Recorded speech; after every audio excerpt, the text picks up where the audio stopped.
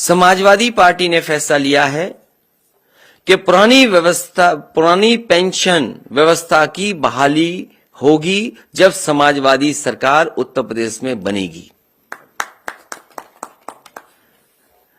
हालांकि मैं पढ़ना चाहूं तो पूरा पढ़ भी सकता हूं, लेकिन हमारे पुरानी पेंशन व्यवस्था की बहाली के लिए घोषणा पत्र में हम लोग समाजवादी लोग शामिल करने जा रहे हैं। उत्तर प्रदेश के सरकारी सेवा में नियुक्त शिक्षक, कर्मचारी एवं अधिकारियों को सेवानिवृत्त होने पर जीवन यापन के लिए मासिक पेंशन दी जाती थी। इससे सेवा निवृत्त कर्मचारियों को आर्थिक सुरक्षा प्रदान होती थी। केंद्र में भारतीय जनता पार्टी की सरकार द्वारा वर्ष 2004 में नियमावली बनाई, जिसके आधार पर अप्रैल 2005 के बाद नियुक्त शिक्षक और कर्मचारी की मासिक पेंशन की योजना समाप्त की गई और नई पेंशन योजना लागू की गई, जिससे सेवानिवृत्त कर्मचारी एवं शिक्षक को सेवानिवृत्त होने पर एक मुश्त धनराशि प्रदान की जा रही है। इसके लिए 10% धनराशि कर्मचारी देता है और 14% सरकार देती है और इस पैसे को शेयर मार्केट में लगाया जाता है, जिससे इस व्यवस्था की विश्वसनीयता पर प्रश्न लगता है। मुझसे लगातार तमाम कर्मचारी और शिक्षक संगठन मिले और जिसमें हमारी बाईं तरफ बैठे हुए हैं, लगातार लड़ते रहे, बैठे, न जाने कितनी बार हमारी बैठकें हुई।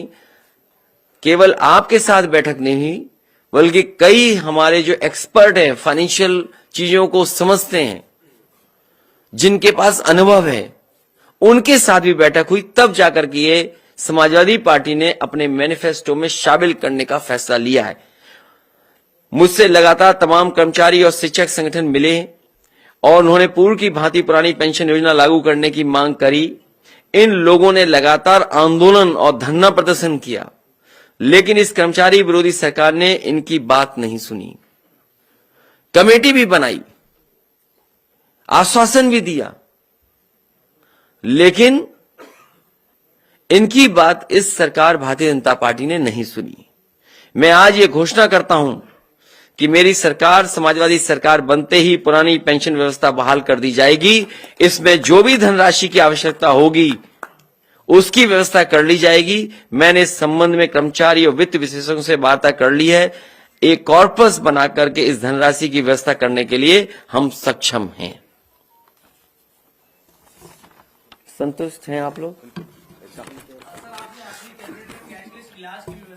तो आने वाले समय में ये सरकार शुरू नहीं कर पाई है, पुनः कर्मचारियों के लिए कैशलेस स्कीम जो समाजवादी सरकार में शुरू गई थी, पुनः शुरू होगी। वो तो कंप्लीट है, आपकी तरफ से कंप्लीट है। इस सरकार ने लागू नहीं होने दिया उसको, खाली उसका नाम भी पंडित दीनदयाल उपाध्याय रख दिया था और उसको भी नहीं होने दिया।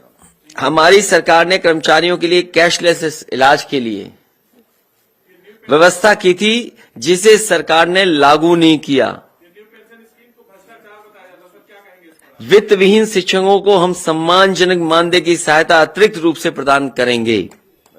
समस्त तृतीय और चतुर्थ श्रेणी के कर्मचारियों को जहां तक संभव हो सकेगा गृह जनपद, उसके निकट के जनपदों में तैनाती कराने का फैसला लिया जाएगा।